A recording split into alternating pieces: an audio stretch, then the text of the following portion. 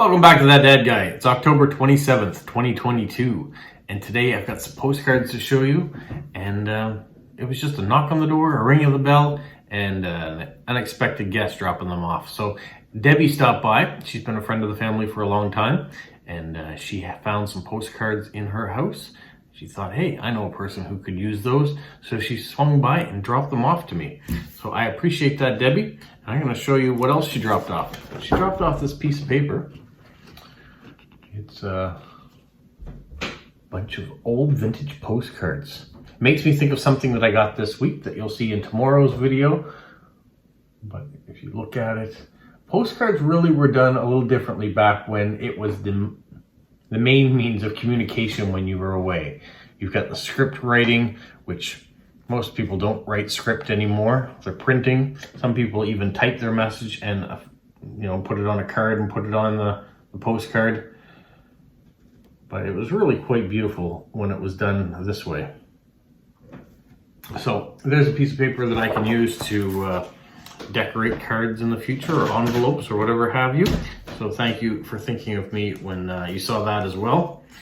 Now, some of the postcards she sent two of this one. They're all blank postcards, so I can send them back off into the world.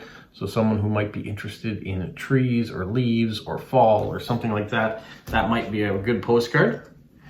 For those of you who are interested in Anne of Green Gables and Prince Edward Island, this is a good postcard for that. This may also be a good postcard for people who are thinking about the Ukraine now with all the sunflowers.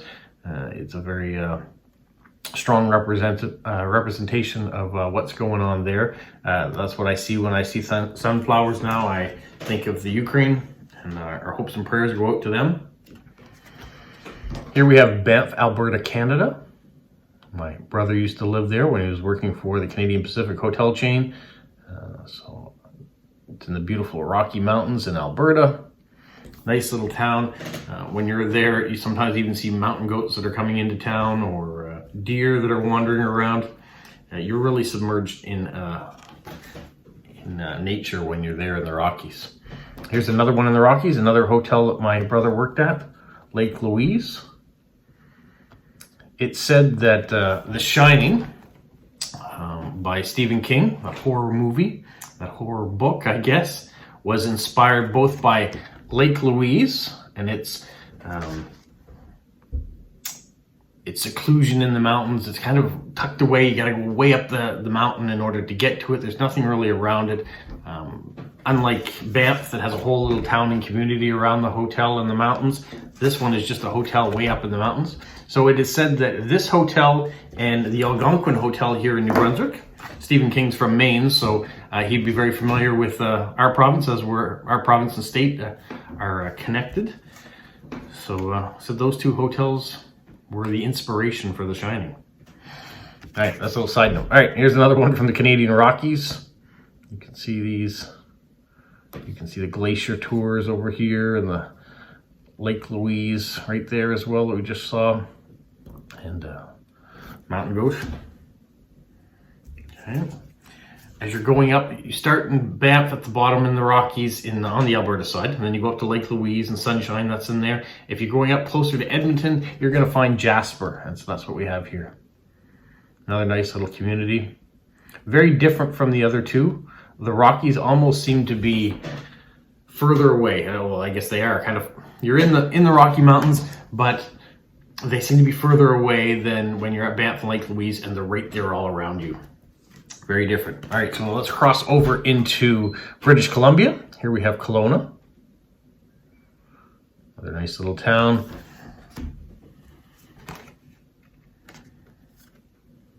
All right. This is Boston. So we've left the Rocky Mountains, we've left Western Canada, we've left Canada completely. Now we're in the United States. These postcards are from all over the place. That being said, here's London, England. Last time I was in London, the Eye didn't exist, so it has been a while since I've been there. So I think the Eye was created in 2000 for the millennium. There's another one from London. Some typical things you might see. There's the phone box there. Parliament, and London Tower, and the double-decker bus, and all things you think of when you think of England, Big Ben. in London specifically. And here's another London card. So these are going to be perfect for people that want to see a bit of England. And maybe they can see it coming out of Canada. All right, here we have Scotland. So we've left England, we've gone north.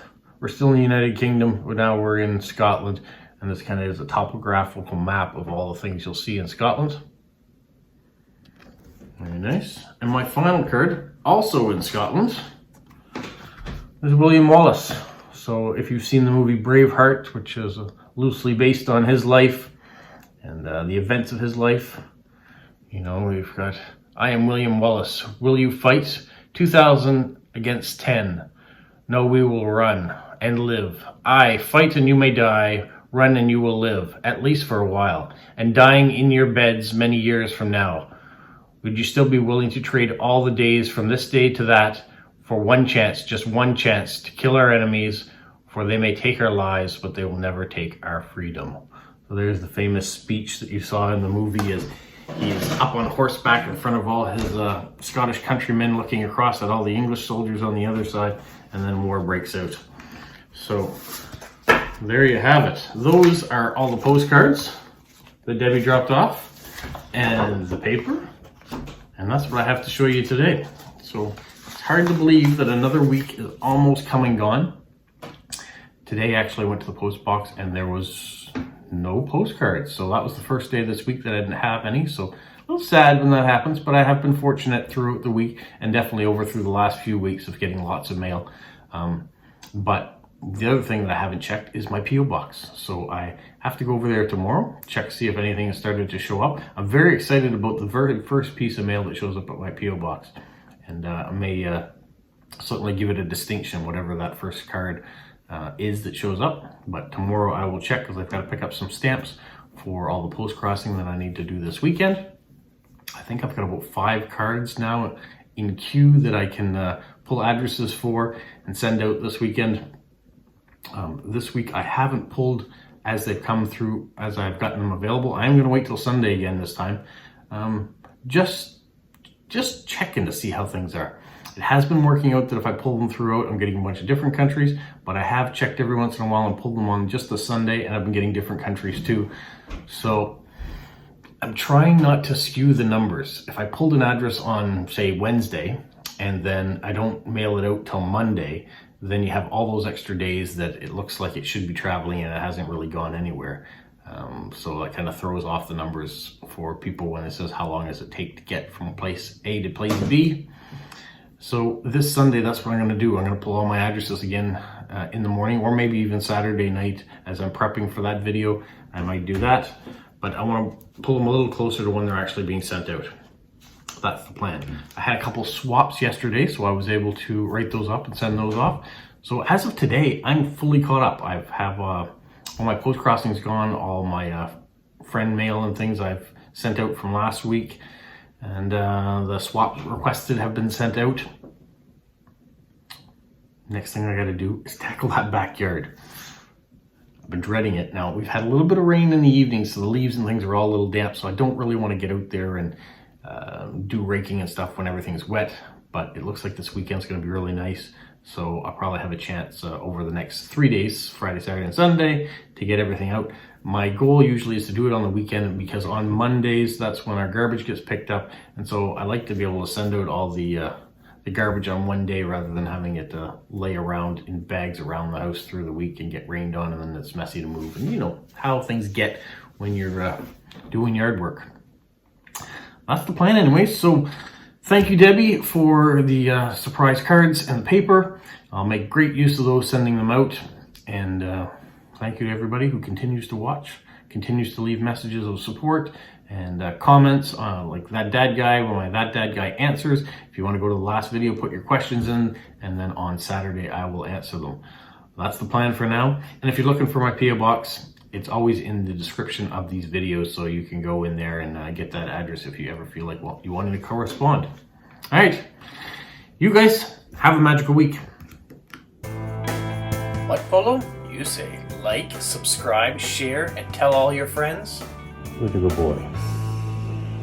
Who's a good boy? Bye.